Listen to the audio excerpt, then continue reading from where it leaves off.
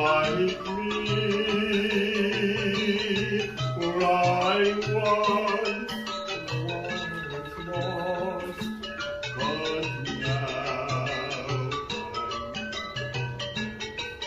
I was blinded now.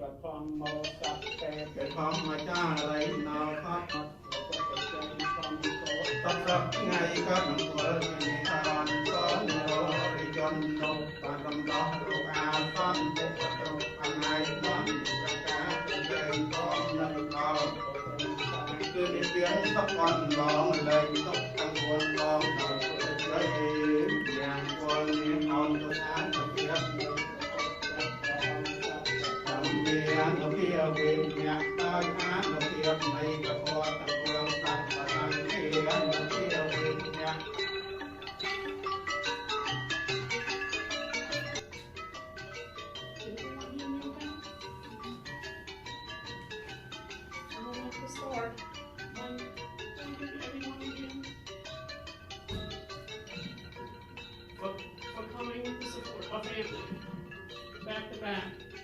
We were here just last week for my mom. And looking around, it looks like everybody's here again to support us again. So we are so thankful for the support. We have families and friends come from all over the state, all over the friends and families near and far. We appreciate so much. This is amazing. My family will be forever grateful for the support. I'm standing up here. I know it's a celebration for my brother Gail's life. So I'm going to try to make it as possible, as positive I could. I would like to share some memory about my brother that everybody loves so much. Some things you may have already known because everybody's so close to him. Some things you may not know. Gal, he is our first brother. My parents had 8 children. In order, the first 6 were girls. The oldest is my sister Sue. The second, my sister Vanat. Third, Silpat. And I'm the 4th.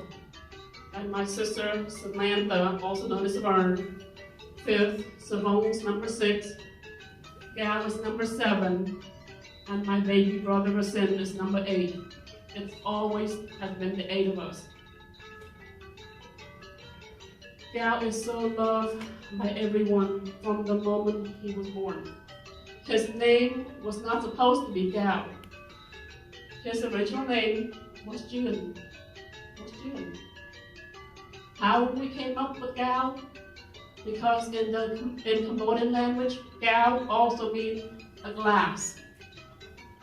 Fragile. You have to care for it. You don't want to drop, it's going to break.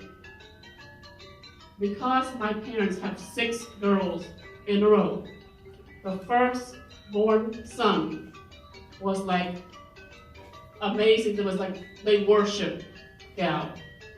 My dad would be so careful of allowing who's going to pick Gal up, who's going to play with Gal. If his sister made Gal trip and fall, she better run, because he's going to go after her. So with that, being so careful with Gal, everybody teased and said, well, might as well call him Gal then, like a glass. From that point on, he was known as Gal. Throughout Gal's young life, he started out living in Richmond. We migrated here in the U.S. when Gal was only a couple of years old. Once then, Gal moved to California. No, he moved to Ohio first for a few years, came back to Richmond, went out to California for a couple of years, and finished the rest of his years here in Richmond. Gal has been such an amazing brother. We love Gal. We never have any issue with Gal. He's such a kind soul. He will do anything for anybody. He will put other people first all the time. He put himself last. Right out of high school, Gal went straight to work, full-time job. Not only he's able to support himself, he supported my mom. He took care of my baby brother, Sin. The little income he had, he spoiled them rotten. Whatever mom needs under the sun, Gal got her. Whatever my baby brother Sin needs, he got it. My father wasn't around as much throughout our childhood. So Gal was like a father figure to my baby brother Sin. They spent so much time together. They did everything together. When the nieces and nephews in the picture, Gal will spoil those nieces and nephews like they were his own child. He spent so much time. He's so devoted to his nephews and nieces. He put all his energy and soul into raising his nephews and nieces, help shape and mold them to be the person who they are today. After a long day of work, Gal will come home, shower, pick up the phone. Hey y'all, nieces and nephew, you want to go to a movie? You want to go out? It's nice outside. Let's go to a park. Let's do this, let's do that. Who needs help doing homework? I'm here. Let's go to the library. Who needs book? Let's go to the bookstore. Read a book together. That's all of Gal's life was surrounded by his siblings, his nephew, and his niece, his family. We always tease Gal, you're an old man. You're not getting no younger. Find somebody and marry. Have a family of your own. He's like, he's not missing anything. He had the family that he wanted. Us. He had the children that he wanted. His nephews and niece. He said he's not missing anything. He spoiled mom with everything because he felt bad that mom was alone. Mom got, I don't know how many Coach bags. Mom got more bags than I ever imagined to have. Cell phone. Before they didn't know anything about no new iPhone to come out, Mom's already got it from Gal. And he would do it purely without making it known that he did it. The rest of us, if we want to get Mom a $200 gift, we'd be texting each other, hey, you want to go in? $20 a piece. With Gal, he's not like it. He'll do it, it'll be done, we'll find out later. He has such a big heart. The summer of 2020 supposed to be the best summer ever for Gal. He was getting ready to start a new promising career. He was mortgage free. He bought this brand new pickup truck. Him and Mom made all these plans. They're going to take that truck. They're going to buy a boat. They're going to go camping. They're going to go fishing. They're going to go hiking. They're going to travel all over, just enjoying their time together. How exciting. I remember, we all remember when he bought that truck. Taking Mom out. Hey, look at Mom. Mom can barely jump up this truck, but I bought her this stool to go up. Look at her. They all having a blast. I think he bought the truck around April. Just 1 month after that, our family was hit with the sudden death of my nephew from Ohio. Gal's excitement of traveling and enjoying life had to put on hold as we mourned and grieved with the family at the loss of my nephew Hassan. The very next month, before we even finished grieving over our nephew, Gal wasn't feeling so good. He had like a stomach pain, a little virus. He was trying to take over the counter for a couple of weeks. He's trying to get rid of it. He doesn't like to go to the doctor. We all keep saying, go to the doctor, get it checked out. He wouldn't go until my sister from Ohio insisted that he go, crying that you don't know what happened to Snot, don't make the same mistake, go get it checked out. Maybe it's appendicitis, maybe it's a kidney stone, something like that. The first visit to the ER, he found out he had cancer. His world flipped upside down. Our world flipped upside down. We were like, why? Why Gal? Why this? Why that? It's unreal. He had so much dreams and hopes and plans to enjoy his life with us. But Gal, knowing he does not want to trouble us. He still wants to do things with us, and we as the family planned so many trips, knowing that he has cancer. We could not control the cancer, we could not slow down the cancer. The doctor will do their job. The family will do our job by spending as much time as possible with him. Him and Mom, we were spending so much time together as a family for the past few months because we don't know where cancer is going to take him. Few months, or maybe say 6 months later, Mom, she would not accept that Gal got cancer. She would not accept the fact that Gal was gonna die and she's gonna marry, she's gonna bury her son. She refused to bury her son. She stopped eating, she stopped enjoying life, she stopped going places, she lost a lot of weight, and she said it herself, she lost a lot of weight because she stressed over Gal. Gal saw that. As sick as he was, he still worried so much about Mom, checking on us to make sure we make sure Mom eat, make sure Mom go places, make sure Mom do things. So he did all he could as a son to help take care of her. And to see Mom was so hurt by his cancer, Gal pushed even harder. After several radiations and chemos and all of the treatment, cancer paralyzed his entire body.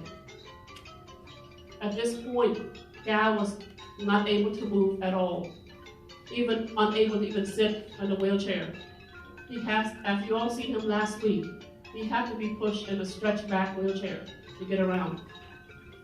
He fought hard. He fought even extra hard, knowing how depressed Mom was. When he found that Mom had cancer as well too, he knew that Mom would be so devastated if he would have passed before Mom. So he fought and he fought and he fought. He endured more pain. Him and his doctor worked up a plan. Chemo was no longer an option for him. So his doctor and Gal worked up with a plan saying, radiation. Every little bit of radiation. As long as prolonged his life one day to the next so that Mom can go first, he was okay with it, even though it would cost him more pain.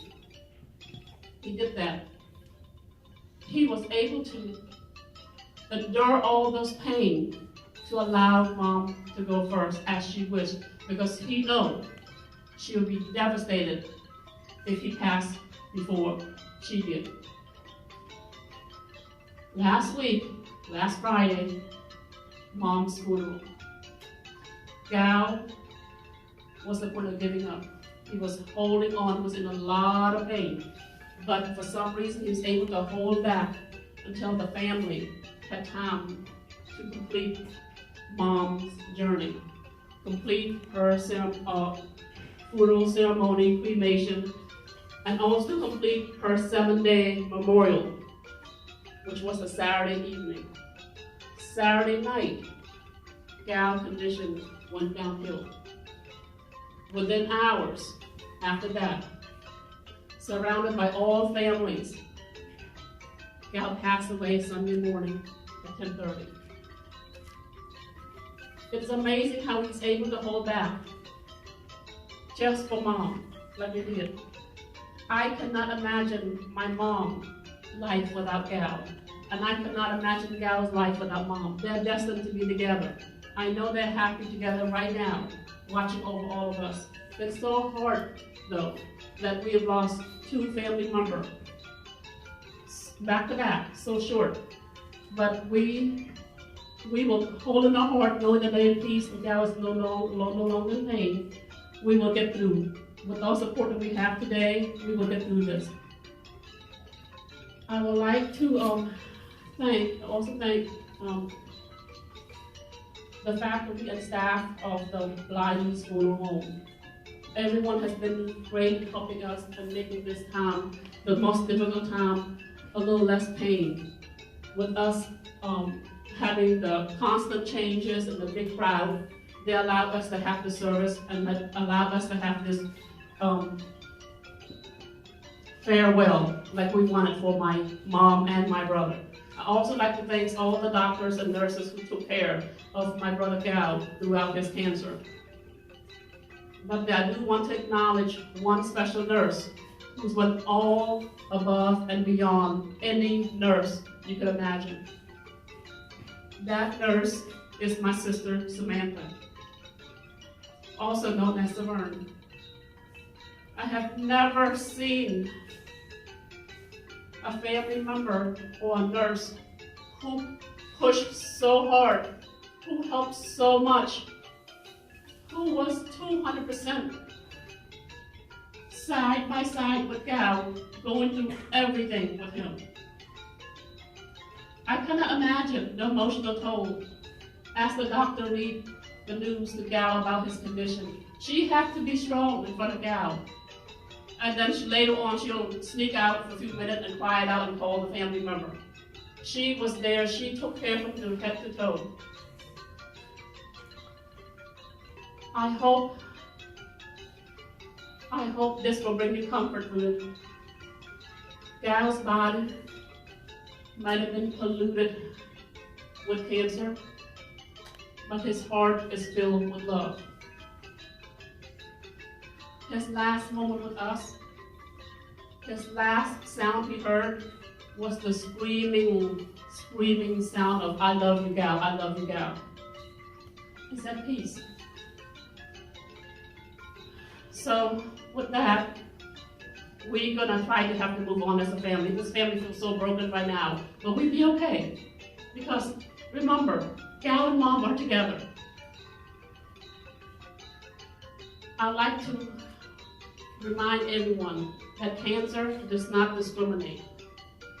It doesn't care if you're black, it doesn't care if you're white, it doesn't care if you're rich, it doesn't care if you're poor. It's gonna come get you if you don't take care of yourself. So please follow up with your doctor, listen to your body. If that doesn't feel right, go to the doctor. If the doctor says, no, everything's normal, but you're still feeling sick, you don't feel like it's normal, get a second opinion. Another thing I want to remind everybody is that life is too short. Spend some time with your loved one. Forgive, forget. Don't wait until a perfect time to go and do things. Don't wait until a sunny day to go to a park, to take a trip with your loved one. Because guess what? When God decides to take your family member, He don't care if it's raining or shine. He's going to take them. Please take the time to take care of yourself. And thanks again for coming to support our family. And next, I would like to invite my brother Sin to come up here and share a memory what he had for my brother Gal.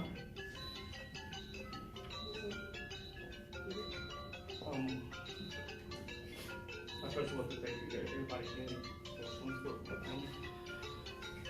And all the prayers and all the prayers.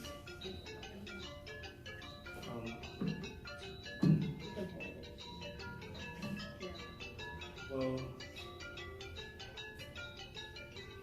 my speech is going to be cut short a lot because my sister Keo said a lot what I was going to say. So she's taking some time. I'm I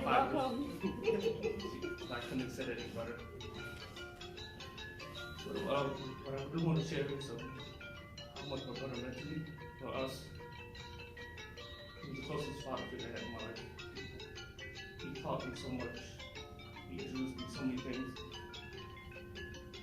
He introduced me to sushi, how to dribble the basketball, basically dribbling the basketball, how to shoot the basketball.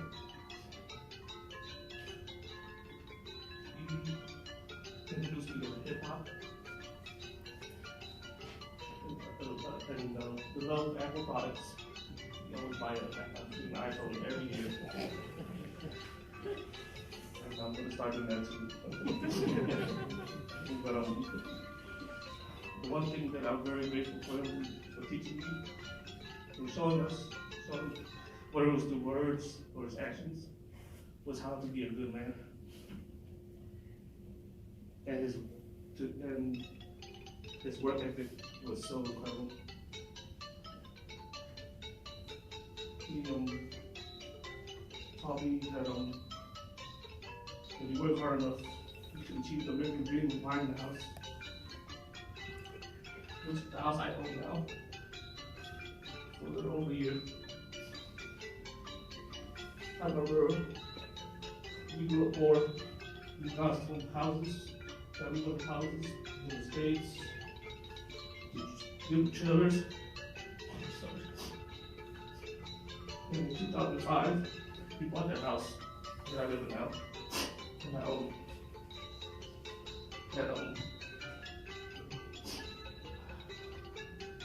I was so happy for him, and we all were happy for him. And I was so happy and grateful because I remember, I remember sitting in my own room in the middle of the floor, and it was empty. I was a grown man, 21 years old, just turned 21. And he gave me our first home with me and Mama. And he gave me my first room, and paying rent. I was so excited. I was like a little teenager. I was like, buy a CD player. I went and bought that very same day. Like, I didn't posters to the wall. He gave me that. He gave me that room.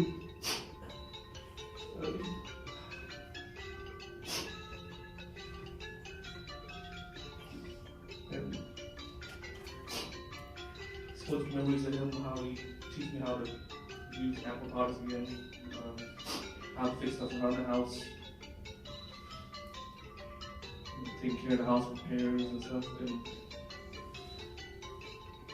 it's gonna be hard living in that house, especially all the memories of Mama too. So I can see her still cutting the grass, sitting on the sidewalk that leads up to the front doors with scissors, trimming to make sure it looked very nice. And her putting seashells on the sidewalk. And all the plants, and we should actually watch she grows into the plants and do that. But the one tree, one of the plants that she really cherished was the persimmon trees. The two in the front and the one in the side. She always asked about how they're growing, they'll write how much I did, and when they grow, she would share with the neighbors. A few neighbors around us, with family members, people ask for it. She's so happy.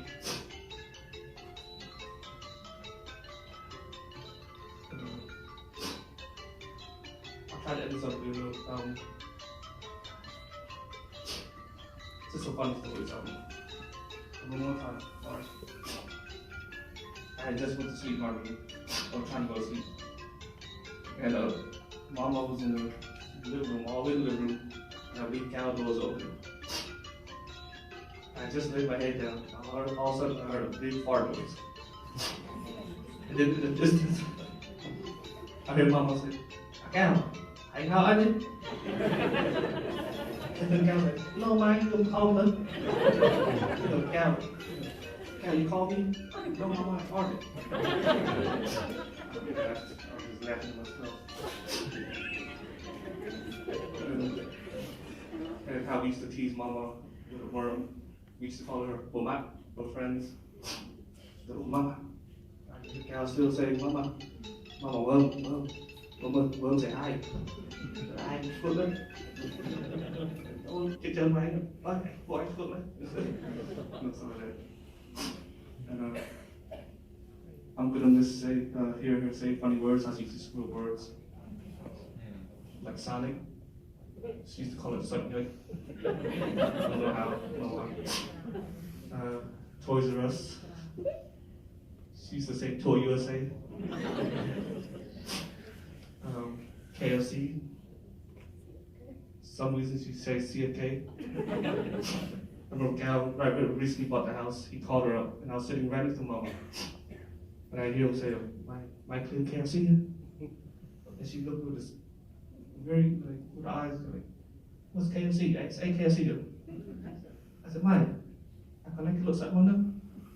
Say them. And then as soon as I said Mike, CFK. Oh yeah, I jumped on them. I cleared them.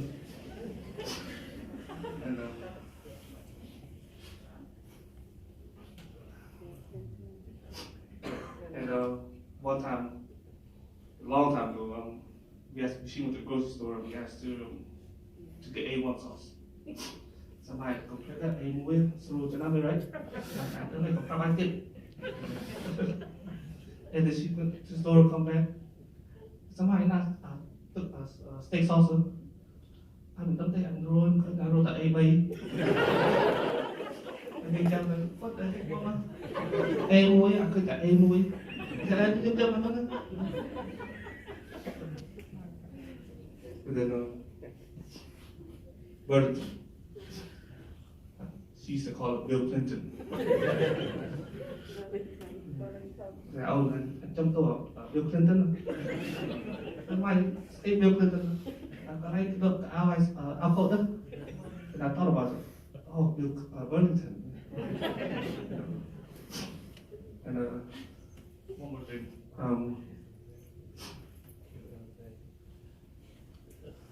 I don't mean to be inappropriate about this, but if Mama didn't know what she was saying. But we once went to Virginia Tech. And me, Mama, Cal, drove to, I was driving, and we drove to the campus, and she was around, said, "Oh, I'll be talking about that." Excuse my language. I said, "Why? I'm proud of Mama and I'm proud of being a big sporting good." You know, don't tell your friends your two sons took you to look at big sporting goods. And then she says, "Hey, sporting good." You know. I said, "Why? And she took a second, like 5 seconds. She said, "Oh my God!" And she started laughing. We started laughing. I've never forget those moments. And one more icy hot. She one time stood in front of Chipotle. I don't know how she got it, but she just read, "Wow, I didn't know you lived in icy hot." Chipotle. And Dairy Queen, she's called it Dayquil. Dunkin' Donuts, Donut Ding Dong.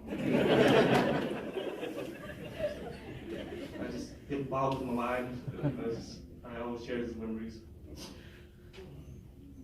But I'm gonna miss Mama and Cal so much because we were like a family within our family. I'm gonna miss the trips, going to eat Sushi King, fishing, everything we used to do together. But I promise you, Cal, we'll take care of our house for you. And I'm gonna fulfill your wishes of changing the house and making modifications. But I just want to say thank you to everyone again for all the thoughts and prayers and for your support. Love everyone, you guys.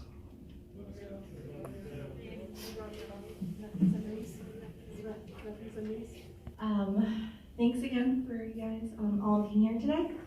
My aunt and Lucien practically said it all. I had to change her heart, so I started rolling a rolls Actually, I lied. I started making Eggos and I get my mom to roll them. But I started it and I told him about it and he was so proud of me.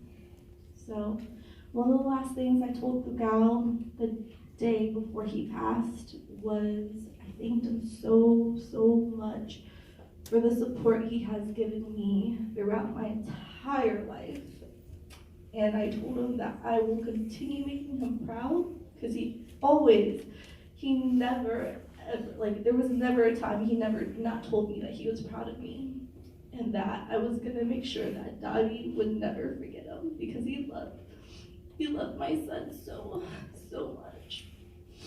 And if you guys were at my grandma's funeral last week, and if you're wondering, I'm also Bugal's favorite. Thank you. You know, you do it, but he was like, you know what, I'll support you through whatever you want. And he's remained true to that with the rest of us, just like Molly said. Yeah, volleyball games, everything. He'd just be there. He wanted to get involved with every single one of us, and that's just the kind of person he was. But another thing he was famous for was his uncle jokes. His many uncle jokes that never stopped, but they were great, always great. I remember one time we were sitting at Sushi King, and we were sitting at separate tables, and he was like behind me somewhere, and I was sitting with like the cousins, and all of a sudden I get a ding from my phone, and I'm like, who is this? And it's Bugal, and then I read it, and he's like, what's lighter, water or butane, aka when you use them, lighters. And I was like, I think butane. And he was like, duh, because it's lighter fluid. And I was like, of course. And then like I look up and like I see Bugal and he's staring at me like, get it? Get it? But yeah, that's just the kind of person he was. Fun, loving, just always there. Wanted to be involved with every single one of his nephews and nieces. So yeah, that's something I'll always remember is how close he was to us. Thank you. Person didn't pay. I told him that was only one of the rules. It's like, yeah, we can go anywhere. Don't you think? And he did. I do remember one time he came here and I actually took him out. And he was really surprised and I told him to order everything he wants, I don't care. And he just still, as humble as he is, he just ordered just like one or two things. He was an amazing person. Again, he was so supportive of everything we did. He never really came to Ohio due to him always working. But that taught us a lot. That taught us to